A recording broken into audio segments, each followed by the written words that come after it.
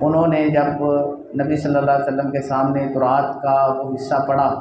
کہ جس کے اندر سزاؤں کا ذکر تھا، تو ایک وہ جو آیت تھی کہ جس کے اندر رجم کی سزا تھی، اس کے اوپر انہوں نے ہاتھ رکھ لیا۔ تو عبداللہ بن سلام چونکہ یہودی عالم بھی تھے اور اس سے مسلمان ہوئے تھے اور اپنی کتاب کو بڑے بہتر طریقے سے جانتے تھے، انہوں نے جب اس سے کہا کہ اپنا ہاتھ اٹھاؤ، تو اس ہاتھ کے نیچے وہ آیت تھی کہ جس کے اندر ان کی کتاب تورات کے مطابق بھی شادی شدہ مرد اور جب آپس میں بدکاری کریں تو ان کو رجم سنسار کیا جاتا ہے۔ تو پھر نبی صلی اللہ علیہ وسلم نے ان کو سنسار کر دیا۔ تو یہ مطلب ہے کہ ان کی کتاب کی بہت ساری ایسی چیزیں جو اصل تھیں ان کو ان کے سامنے بیان کر دینا، عام آدمی تو نہ سمجھے لیکن جو اپنی کتاب کا عالم ہے، ماہر ہے، وہ تو سمجھتا ہے کہ یہ بات وہی بیان کر سکتا ہے جو سچا اور نبی ہے، جس کو اللہ رب العزت کی طرف سے وحی کے ذریعے بتایا جاتا ہے۔ وَيَعْفُو عَنْ كَثِيرٍ، اور بہت ساری باتیں تو ایسی ہیں کہ جن سے نبی صلی اللہ علیہ وسلم ویسے ہی درگزر فرما لیتے ہیں، ان باتوں کو ظاہر ہی نہیں کرتے۔ کچھ باتیں ایسی ہوتی ہیں جو ظاہر کرنے کی نہیں ہوتی، جس سے فساد کا زیادہ خدشہ ہوتا ہے، تو اس پیش نظر نبی صلی اللہ علیہ وسلم کئی باتوں سے درگزر کر دیتے ہیں۔ تو جاءکم من اللہ نور و کتاب مبین، یقیناً تمہاری طرف اللہ کی طرف سے نور اور کتاب مبین آ چکی ہے۔ یہاں پہ بعض مفسرین نے نور سے مراد نبی صلی اللہ علیہ وسلم کی ذات لی ہے، اور بعض نے ان دونوں کو کتاب کی صفتیں کہا ہے۔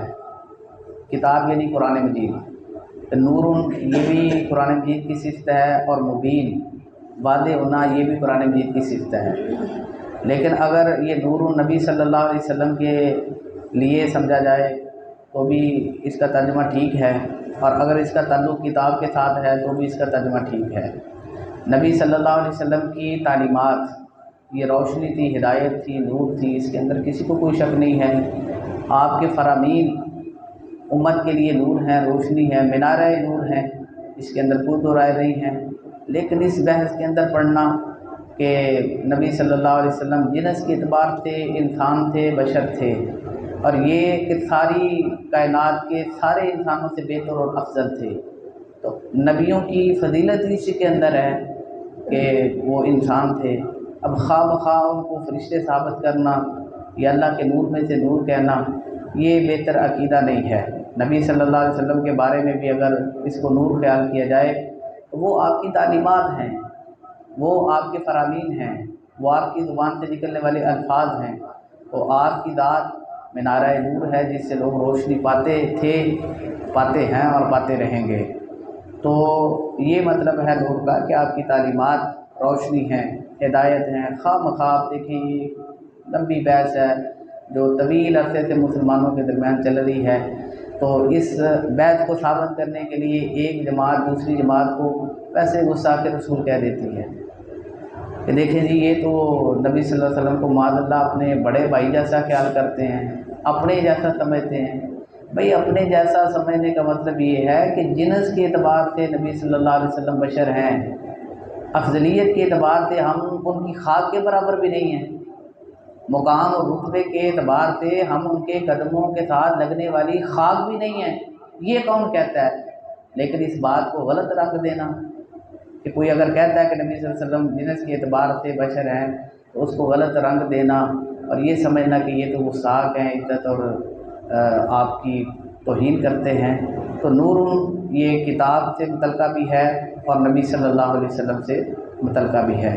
تو اہل کتاب سے کہا گیا ہے کہ یہ روشنی ہے اور کتاب مبین ہے جو تمہارے پاس آ چکی ہے، حق ہے جو تمہارے پاس آ چکا ہے، اس کو سمجھو اور مانو۔ یہدی ہدایت کرتا ہے بہ اللہ، اس کے ساتھ اللہ،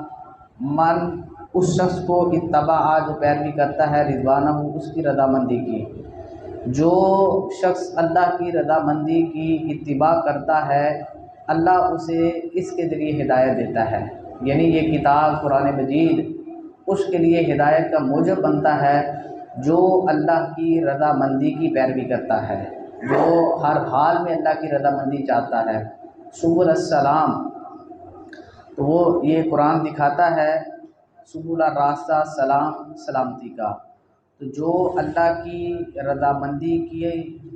پیروی کرتا ہے، اللہ کی رضا کا متلاشی ہوتا ہے، اللہ رب العزت اس کو ہدایت کرتا ہے، راستہ دکھاتا ہے اس قرآن کے ذریعے